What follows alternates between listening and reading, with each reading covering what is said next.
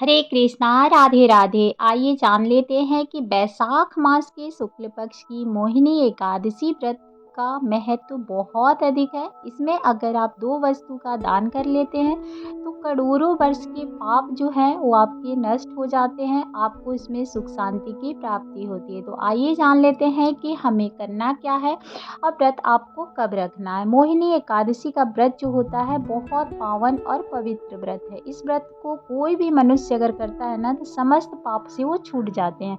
बैसाख मास की शुक्ल पक्ष की एकादशी मोहिनी एकादशी के नाम से भी जाना जाता है, क्योंकि बैसाख का महीना बड़ा ही पावन और पवित्र महीना होता है। इसमें पूजा पाठ करने का विधि विधान बहुत ही महत्व दिया गया है। मोहिनी एकादशी एक बहुत बड़ी एकादशी है और ये एकादशी जो है बहुत ही पवित्र और पावन व्रत है। इसमें अगर आप तिथि का ध्यान करके व्रत कर लेते हैं पूरे पवित्र मन से तो आपके जितने भी किए हुए कर्म हैं, जो बुरे कर्म हैं, वो सब कट जाते हैं। साथ में माँ लक्ष्मी की भी उपासना करें।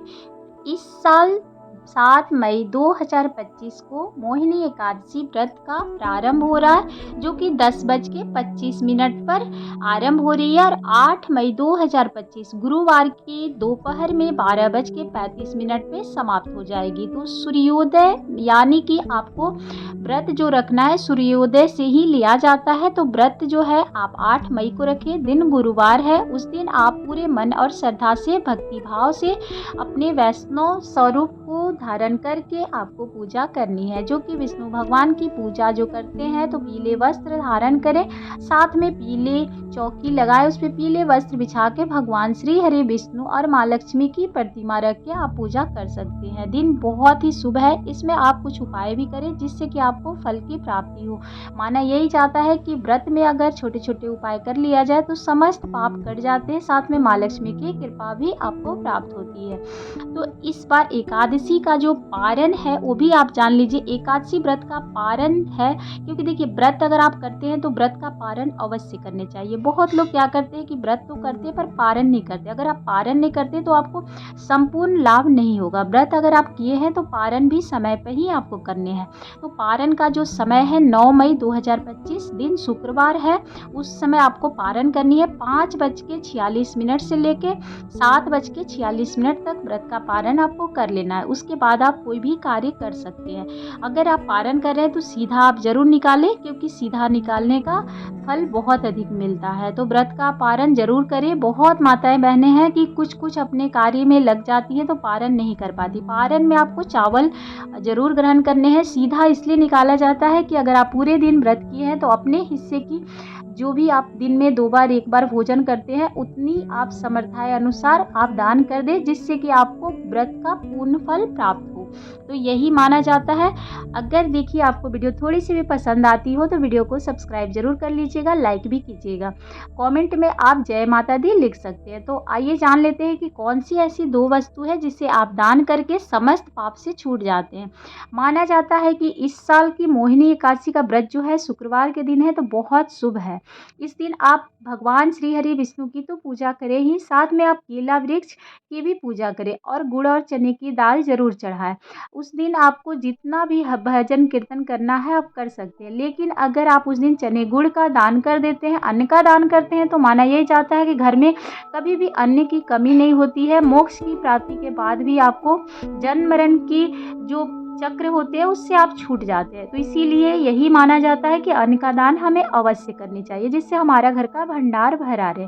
और गुड़ का दान इसलिए किया जाता है जिससे कि आपके घर में मिठास बनी रही, आपके रिश्तों में मिठास रहे और जीवन में कभी भी कोई भी कष्ट आपके घर में शेष न रहे। तो गुड़ का दान और चने की दाल जरूर दान करें। बाकी आप समर्थाएं अनुसार आप कोई भी अन्न का दान कर सकते हैं। व्रत के दौरान आपको इतना ध्यान रखना है कि व्रत में बहुत लोग हर तरह की प्रकार की वस्तु खाने लगते हैं, पर इसमें यही माना जाता है व्रत के दौरान आपको फलाहार अगर कर रहे हैं तो 2 समय की ही फलाहार करें। पूरे दिन अगर आप कोई न कोई वस्तु खाते रहेंगे तो उससे व्रत के जो प्रभाव होते हैं वो कम हो जाते हैं और आपको पूर्ण फल नहीं प्राप्त होते। ऐसे भी माना जाता है कि अगर व्रत करते समय प्रभु श्री हरि विष्णु का नामों का जाप करते हैं और साथ में माँ लक्ष्मी की भी उपासना करते हैं तो आपके पुण्य में वृद्धि होती है और आपके जो पुण्य है उनका उदय होता है। मनुष्य जीवन से आपको छुटकारा पूरी तरह से मिल जाता है। जन्म मरण के जो चक्र होते हैं उससे आप निकल जाते हैं। सुख शांति और भौतिक सुखों की भी आपको प्राप्ति होती है। तो जो भी माताएं, बहनें या भक्तजन व्रत को जरूर धारण करें। व्रत करने से आपके जीवन काल में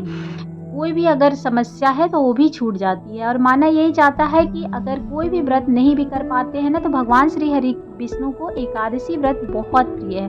तो जीवन काल में एक बार एकादशी व्रत अवश्य करें। अगर आप एकादशी व्रत करते आए हैं तो आप उद्यापन भी जरूर कीजिएगा, क्योंकि बिना उद्यापन के आपको फल जो है वो अधूरे रहते हैं। तो यही माना जाता है कि हम व्रत करते हैं तो उद्यापन भी हमें करनी चाहिए। अपने से भी कर सकते हैं, मंदिर में भी कर सकते हैं। तो आप व्रत में देख ले अपनी समर्थानुसार अवश्य व्रत करें। व्रत जो है 8 मई को रखी जाएगी। 9 मई को पारण है, जो कि सुबह में ही बन रही है, तो आप पारण अवश्य करें। अब इतना में अगर आपको थोड़ी सी भी अगर जानकारी में कहीं भी चूक लगती है तो आप कमेंट कर सकते हैं। ऐसे एकादशी का जो व्रत होता है बहुत ही पावन और पवित्र होता है, तो चूकिएगा मत। और एकादशी व्रत से ही आप पूर्ण रूप से वैशाख मास के 5 दिन स्नान कर सकते हैं। तो एकादशी व्रत से लेकर पूर्णिमा तक के स्नान दान का बहुत महत्व है। वैशाख का महीना जो होता है कार्तिक पूर्णिमा और कार्तिक स्नान के बराबर ही फल प्रदान करते हैं। तो आप भगवान श्री हरि विष्णु की पूजा करें, उनके नामों का जाप करें। ऐसे तो माना यही जाता है कि भगवान श्री हरि बहुत जल्द प्रसन्न हो जाते हैं। तो आइए जान लेते हैं पूजा विधि। देखिए, आपको सुबह सवेरे जितना जल्दी हो सके ब्रह्म मुहूर्त में उठ जाए तो बहुत अच्छी बात है। आप ब्रह्म मुहूर्त में उठकर स्नान दान कर ले।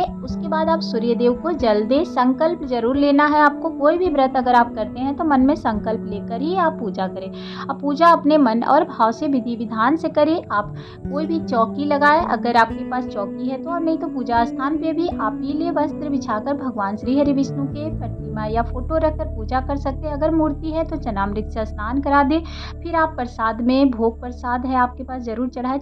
अक्षत मत चढ़ाइएगा, क्योंकि चावल उस दिन वर्जित है, न चढ़ाई जाती है ना ही खाई जाती है।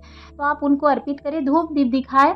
और आप उसके बाद आप उनके मंत्रों का जाप कर सकते हैं। चाहे फिर आप कथा भी जरूर सुने। कथा बिना सुने आपका व्रत अधूरा रहता है। धूप दीप दिखा दे, कपूर की आरती जरूर कीजिएगा। तो विधिवत उनकी पूजा करें, कथा सुने। उसके बाद पूरे दिन भजन कीर्तन करें, किसी का भी अनादर न करें। उस दिन तुलसी माँ को जल नहीं दी जाती है, क्योंकि माँ तुलसी भी व्रत में होती है। तो कोशिश कीजिएगा एक दिन पहले ही आप तुलसी की पत्तियां तोड़कर रख लें, क्योंकि उस दिन आप भूल के भी ऐसा कार्य न करें। अगर आपको पूजा करने में कोई भी भूल चूक हो जाती है, गलती हो जाती है, तो आप मन में श्रद्धा रख के भगवान से प्रार्थना करें कि हम अबोध बालक हैं, आप हमें क्षमा करें। अगर हमसे कोई भी गलती हो गई हो तो आप हमें क्षमा करें। तो इस प्रकार से आप क्षमा याचना जरूर करिएगा व्रत में, और पूरे श्रद्धा और भाव से उस दिन व्रत करें। किसी का अनादर उस दिन नहीं किया जाता है। कोई भी पेड़ पौधे से कोई भी पत्तियां को अलग करने की कोशिश ना करें, नहीं तो व्रत के जो प्रभाव है वो कम हो जाते हैं। तो भगवान श्री हरि विष्णु को पूरे श्रद्धा और भाव से पूजा करें। उस दिन किसी की चुगली नहीं करनी चाहिए, किसी का अनादर न करें। अपने बड़े बुजुर्ग का आशीर्वाद ले, उससे आपके जो व्रत के फल है वो बहुत जल्दी प्राप्त होते हैं। मन में जो भी इच्छा है वो पूरी हो जाती है। तो अगर जानकारी थोड़ी सी भी पसंद आती हो तो लाइक एंड सब्सक्राइब जरूर करिएगा। धन्यवाद। जय माता दी। आप सभी के जीवन में ढेर सारी खुशियाँ बरकरार रहे।